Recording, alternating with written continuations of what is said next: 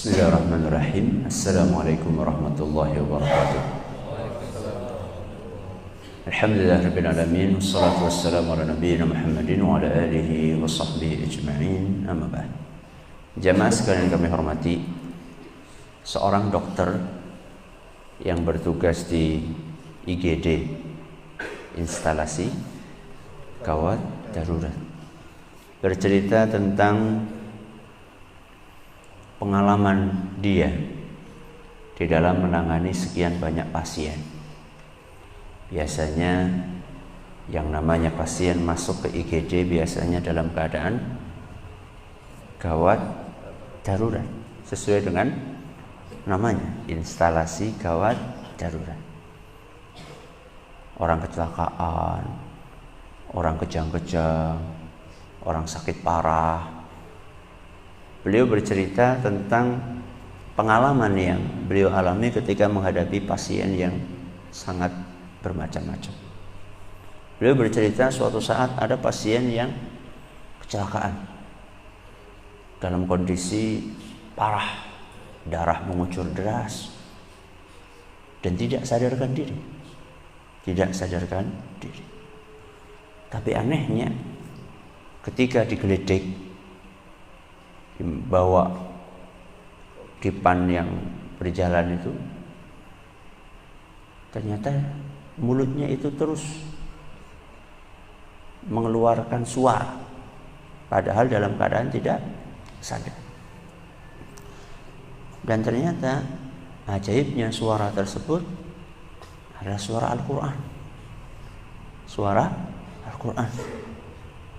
Ternyata pasien tersebut dalam keadaan tidak sadarkan diri, yang keluar dari mulutnya adalah Al-Quran. Terus baca Al-Quran sampai akhirnya meninggal dunia karena tidak bisa tertolong lagi, sebab terlalu parah luka yang dia alami. Pengalaman berikutnya, di lain kesempatan dia menemukan pasien yang juga kondisinya mirip, sama-sama kecelakaan, sama-sama luka parah, dan sama-sama mengeluarkan suara. Cuman yang dikeluarkan suara dari mulut orang ini adalah bukan Al-Quran, tapi nyanyi.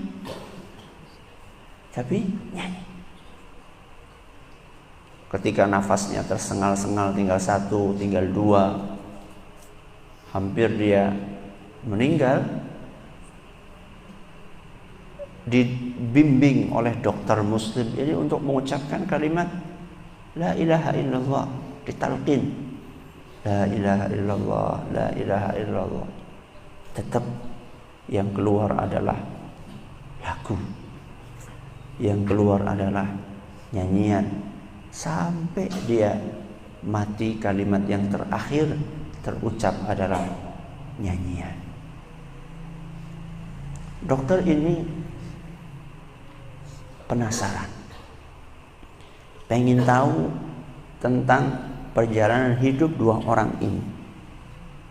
Maka yang paling paham adalah keluarganya.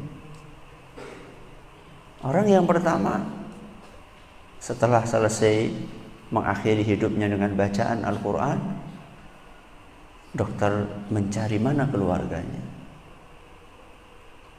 Ketika diceritakan oleh sang dokter bagaimana ending dari anak tersebut, masih muda, pemuda, umur sekitar belasan tahun lah.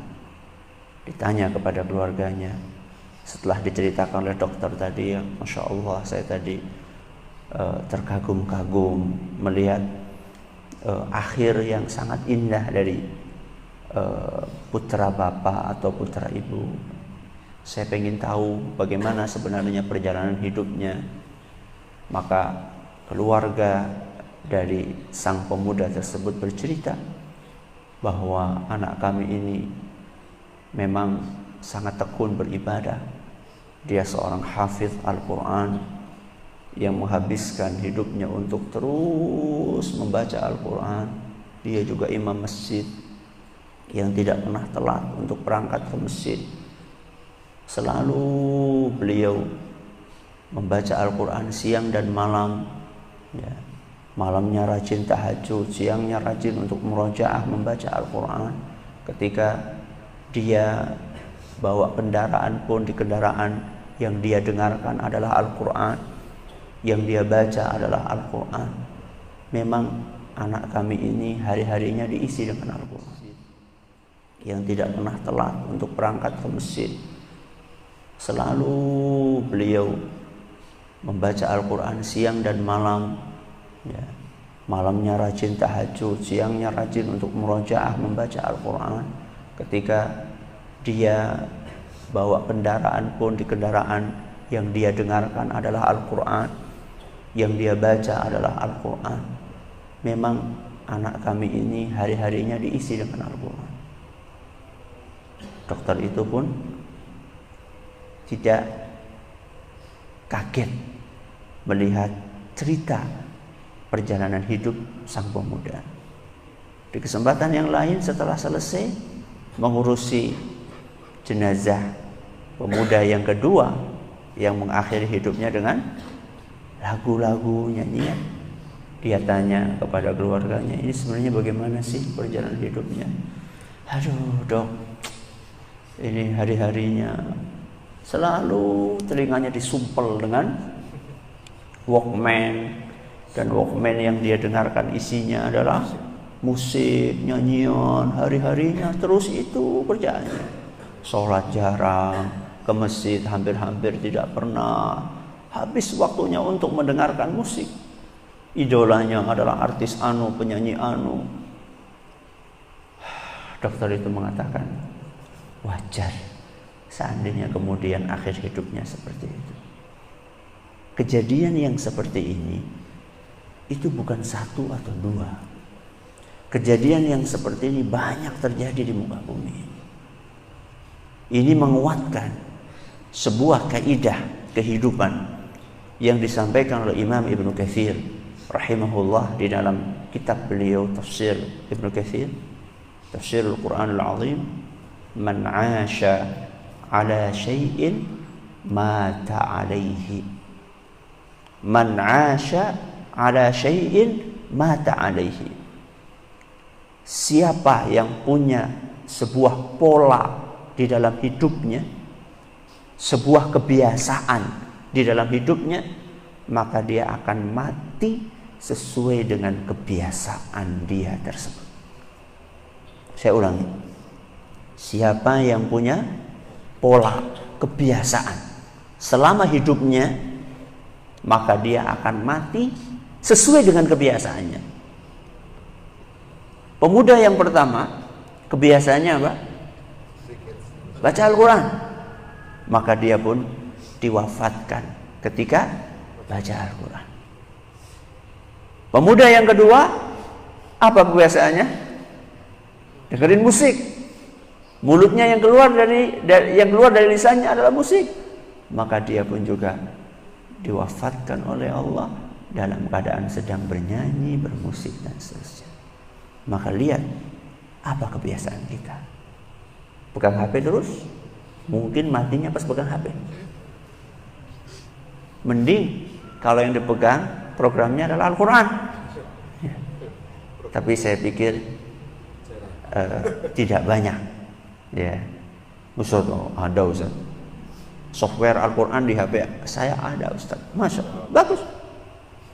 Tapi dalam sehari berapa kali dibuka?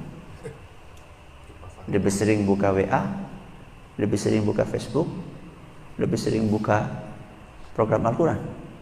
Lebih sering yang mana? Siapa yang punya kebiasaan dalam hidupnya, maka dia akan ditutup hidupnya sesuai dengan kebiasaan. Dan ini kebiasaan yang terus menerus. Bukan, oh ya Ustaz, kalau di pondok ya kebiasaannya baca Quran. Kalau liburan, oh ya nonton TV. Jadi bukan kok kemudian kebiasaan yang terputus-putus, tidak. Kebiasaan yang terus menerus. Ya. Kalau misalnya selama liburan 2 pekan isinya nonton TV terus, berarti itu kebiasaan baru dia.